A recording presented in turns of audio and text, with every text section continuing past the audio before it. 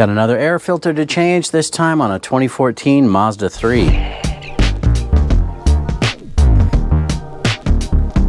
Hey, what's up YouTube? Dan the Fix-It Man. Got another quick video here for you. I'm going to show you how easy it is to change your engine air filter. And the air filter sits inside this little box right here, and you don't even need any tools to change this. By the way, why do they put cup holders here up on top of the engine? That's kind of weird. If you look down here, there's just these two little metal clips, and all we need to do is just use your finger and pull those back. Now, if you look here in the back, you'll see that there's these three tabs that go into the little plastic housing. All we need to do is just kind of pull this direction while we lift it up.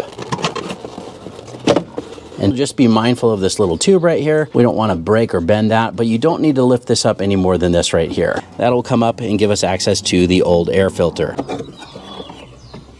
Now, before we put the new one in, I'll usually just grab a shop vacuum and just try to clean out any of the dust and debris or leaves that might be in that housing so that they don't get sucked up into the new filter.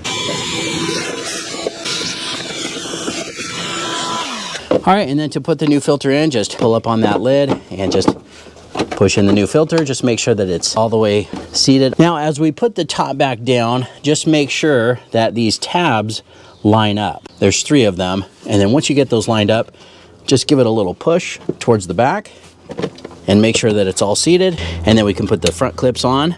Just give them a little pull up and they'll just snap right in place.